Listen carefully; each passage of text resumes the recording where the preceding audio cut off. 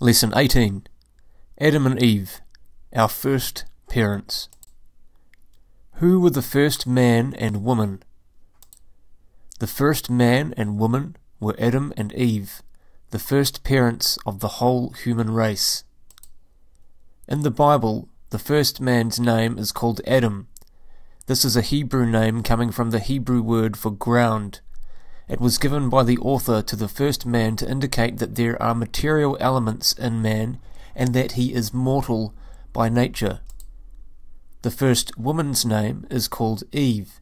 This comes from a Hebrew word meaning life and indicates that she was the mother of all the living, i.e., of all human beings. Therefore, the Bible teaches us that these two were our first parents. All of mankind makes up one great family.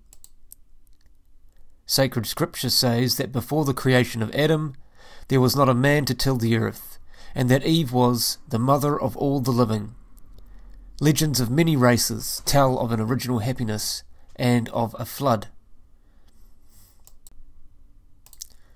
All men have common bodily characteristics.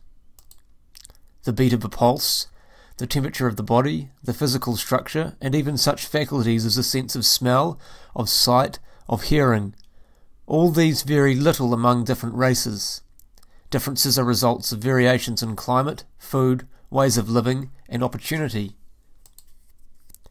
Emotionally and intellectually, all races are the same.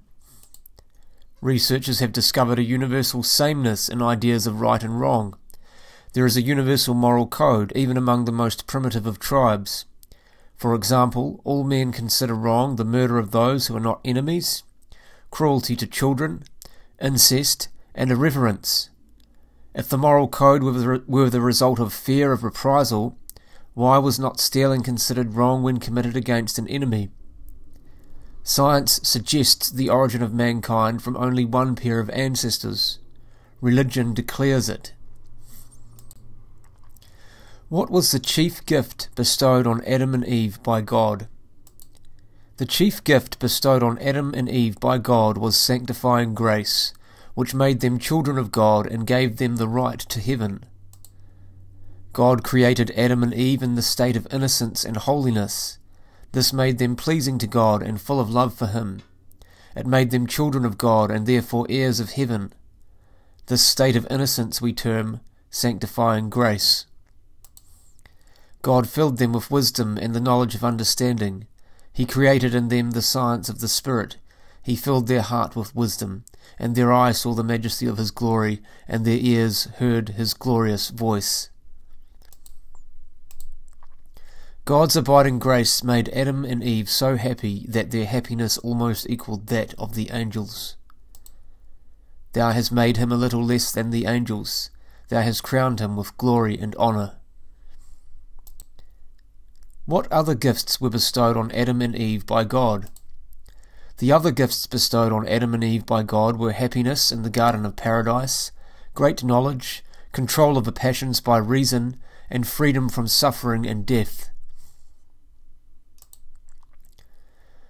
The garden in which God put Adam and Eve was intended by the author to indicate all the divine blessings which they shared as a result of their friendship with God.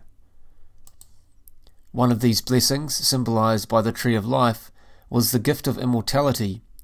Although man by his very nature is mortal, God preserved our first parents from death because of His great love for them and their closeness to Him.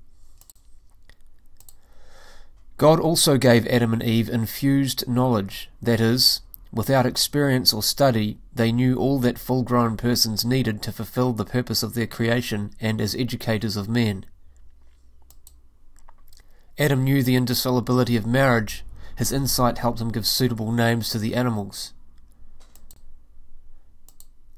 God blessed Adam and Eve with a freedom from subjection to their lower appetites, such as impurity, drunkenness, etc. They had no inclination to evil.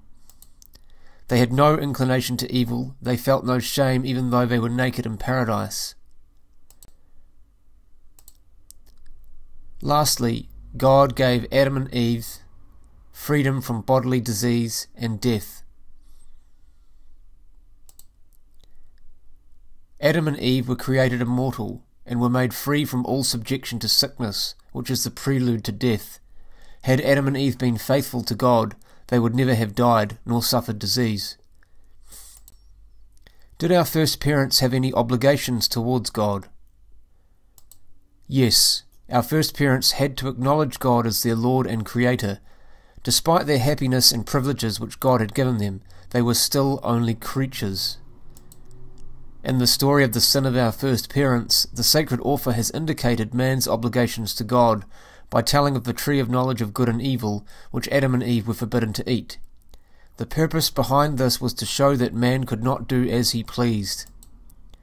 God wanted Adam as head and representative of the human race to merit heaven. This meant that he must not seek to be like God. He must recognize his creaturehood. In order to get this important truth across to his readers, the Hebrew author has told the story of the tree of knowledge. If Adam and Eve had been faithful to God, they would have passed without disease and without bodily death from their earthly paradise to heaven, God's home, where they would see him face to face. All the children of Adam, the entire human race, would have been born as Adam had been created, in a state of friendship with God, and with all his gifts. If one had sinned, he would have been punished by God, but not being the head of the entire human race, he would not have passed on the stain to his descendants. Everybody would then have suffered for his own sins alone. Did Adam and Eve remain faithful to God? No. Adam and Eve, tempted by the devil and moved by pride, wished to be like God himself. This was their sin of disobedience. The author indicates this when he says that they ate of the forbidden fruit,